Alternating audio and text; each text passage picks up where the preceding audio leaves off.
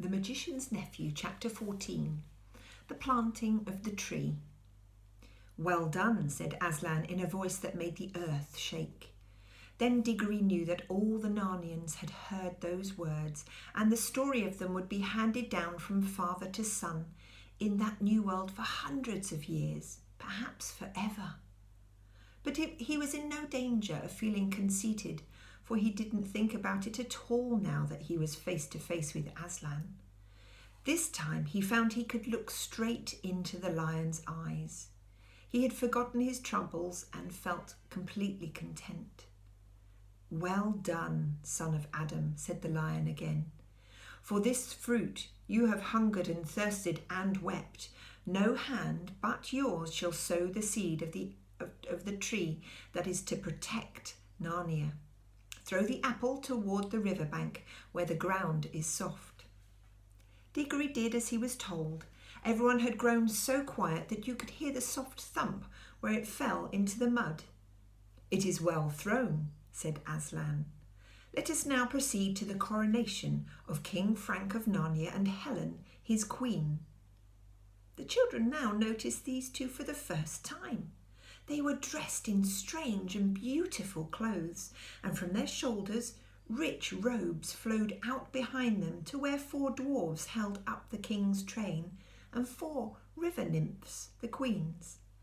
Their heads were bare, but Helen had let her hair down, and it made a great improvement in her appearance.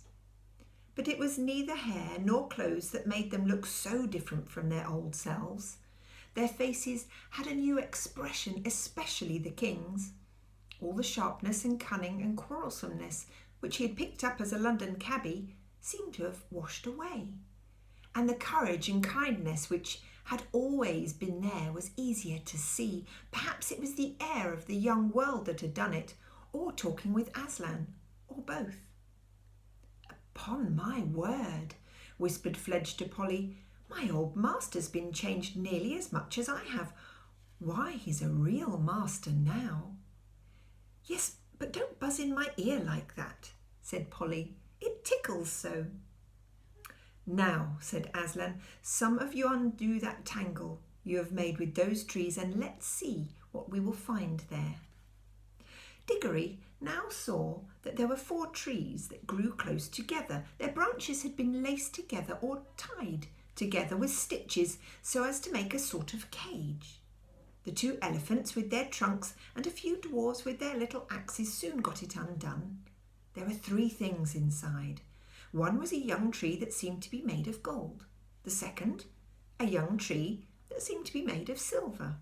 But the third was a miserable object in muddy clothes, sitting hunched up between them. "Gosh," whispered Diggory, "Uncle Andrew." To explain all this, we must go back a bit. The beasts, you remember, had tried planting and watering him.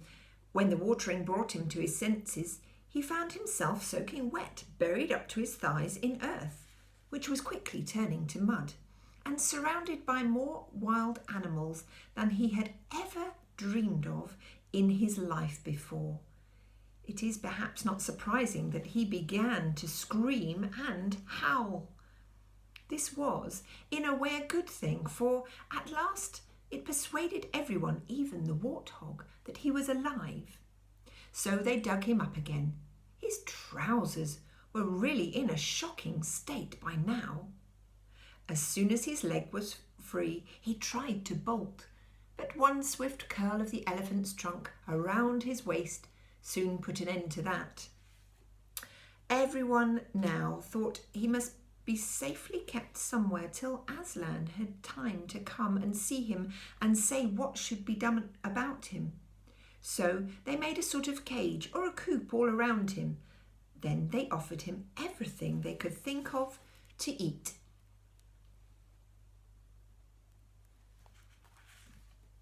The donkey collected great piles of thistles and threw them in, but Uncle Andrew didn't seem to care about them.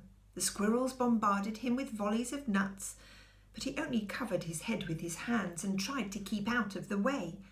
Several birds flew to and fro, diligently dropping worms on him. The bear was especially kind. During the afternoon, he found a wild bee's nest, and instead of eating it himself, which he would very much like to have done, this worthy creature brought it back to Uncle Andrew. But this was in fact the worst failure of all. The bear lobbed the whole sticky mass over the top of the enclosure and, unfortunately, it hit Uncle Andrew slap in the face. And not all the bees were dead.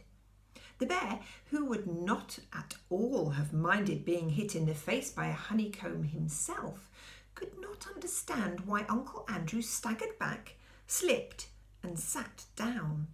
And it was sheer bad luck that he sat down on the pile of thistles. And anyway, as the warthog said, quite a lot of honey has got into the creature's mouth, and that's bound to have done it some good. They were really getting quite fond of their strange pet and hoped that Aslan would allow them to keep it.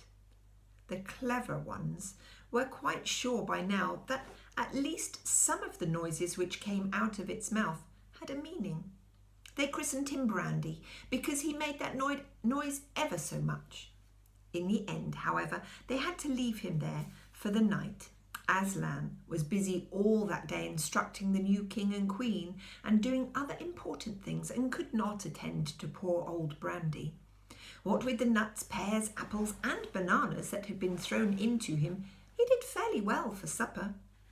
But it wouldn't be true to say that he passed an agreeable night.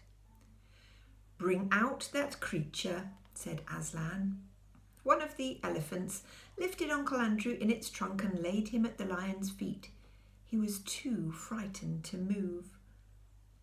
"Please, Aslan," said Polly, "could you say something to unfrighten him? And then could you say something to prevent him from ever coming back here again?"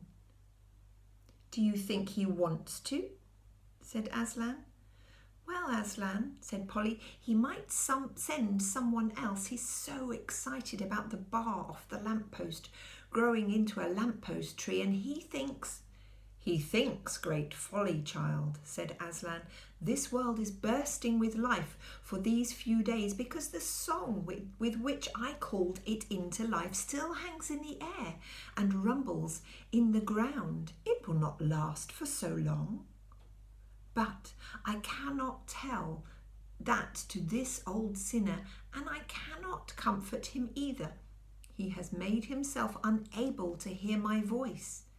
If I spoke to him, he would only hear growlings and roarings. Oh, Adam's sons, how cleverly you defend yourself against all that might do you good, but I will give him the only gift he is still able to receive." He bowed his great head rather sadly and breathed into the magician's terrified face. "Sleep," he said, "sleep and be separated for some few hours from all the torments you have devised for yourself." Uncle Andrew immediately rolled over with closed eyes and began breathing peacefully. "Carry him aside and lay him down," said Aslan. "Now, dwarves, show your smithcraft. Let me see you make 2 crowns for your king and queen." More dwarves than you can dream of rushed forward to the golden tree. They had all the leaves stripped off and some of its branches torn off too, before you could say Jack Robinson. And now the children could see that it did not merely look golden, but it was of real soft gold. It had, of course, sprung up from the half-sovereigns which had fallen out of Uncle Andrew's pocket when he was turned upside down, just as the silver tree had grown up from the half-crowns. From nowhere, as it seemed, piles of dry bush wood were for fuel. A little anvil, hammers, tongs and bellows were produced. Next moment, how those dwarfs loved their work! The fire was blazing, the bellows were roaring, the gold was melting, the hammers were clinking. 2 moles, whom Aslan had set to dig, which was what they liked to do best, earlier in the day, poured out a pile of precious stones at the dwarf's feet. Under clever fingers of the little smiths, 2 crowns took shape.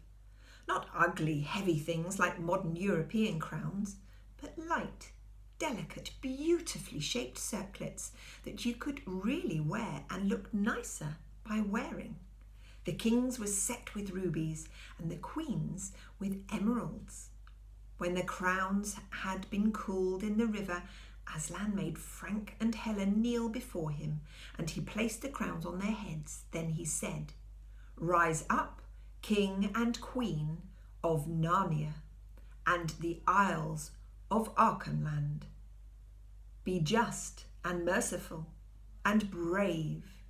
The blessing is upon you."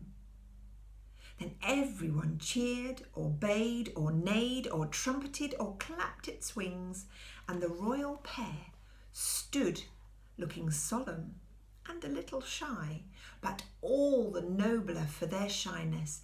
And while Diggory was still cheering, he heard the voice of Aslan beside him saying, "Look."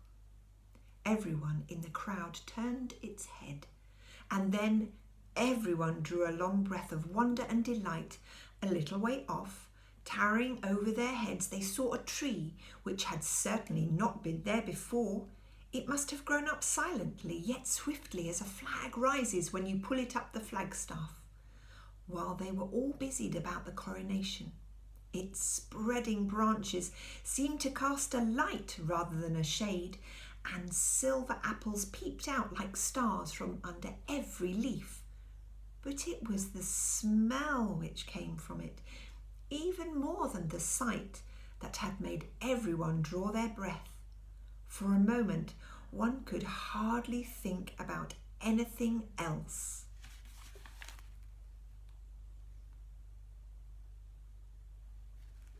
"Son of Adam," said Aslan, "you have sown well, and you Narnians, let it be your first care to guard this tree, for it is your shield. The witch of whom I told you has fled far away to the north of the world. She will live on there, growing stronger in dark magic. But while that tree flourishes, she will never come down into Narnia. She dare not come within 100 miles of the tree, for its smell, which is joy and life and health to you, is death and horror and despair to her." Everyone was staring solemnly at the tree when Aslan suddenly swung his head round, scattering golden gleams of light from his mane as he did so, and fixed his large eyes on the children. "What is it, children?" he said, for he caught them in the very act of whispering and nudging one another. "Oh, Aslan, sir," said Diggory, turning red, "I forgot to tell you. The witch has already eaten one of those apples, one of the same kind that the tree grew from." He hadn't really said all he was thinking, but Polly at once said it for him. Diggory was always much more afraid than she of looking a fool. "So we thought, Aslan," she said, "that there might just be some mistake, and she can't really mind the smell of those apples." "Why do you think that, daughter of Eve?" asked the lion. "Well, she ate one." "Child," he replied, "that is why all the rest are now a horror to her. That is what happens to those who pluck and eat fruits at the wrong time and in the wrong way. The fruit is good, but they loathe it ever after." "Oh, I see," said Polly. "And I suppose because she took it in the wrong way, it won't work with her. I mean, it won't make her always young and all that." "Alas," said Aslan, shaking his head, "it will. Things always work according to their nature. She has won her heart's desire. She has unwearying strength and endless days like a goddess.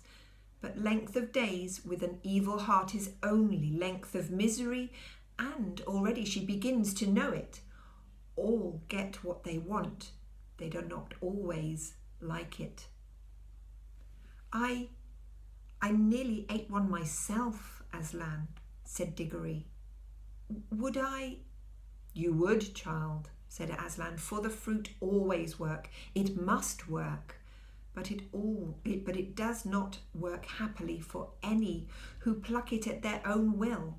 If Narnian, unbidden, had stolen an apple and planted it here to protect Narnia, it would have protected Narnia, but it would have done so by making Narnia into another strong and cruel empire like Charn, not the kindly land I meant it to be. And the witch tempted you to do another thing, my son, did she not? Yes, Aslan. She wanted me to take an apple home to Mother. Understand, then, that it would have healed her, but not to your joy or hers. The day would have come when both of you and she would have looked back and said it would have been better to die in that illness. And Diggory could say nothing, for tears choked him and he gave up all hopes of saving his mother's life. But at the same time he knew that the lion knew what would have happened, and that there might be things more terrible even than losing someone you love by death. But now Aslan was speaking again, almost in a whisper. That is what would have happened, child, with a stolen apple. It is not what will happen now. What I give you now will bring joy. It will not, in your world, give endless life, but it will heal. Go, pluck her an apple from the tree. For a second, Diggory could hardly understand. It was as if the whole world had turned upside down and inside out, and then, like someone in a dream, he was walking across to the tree, and the king and queen were cheering him, and all the creatures were cheering too. He plucked the apple and put it in his pocket. Then he came back to Aslan. Please, he said, may we go home now? He had forgotten to say thank you, but he meant it, and Aslan understood.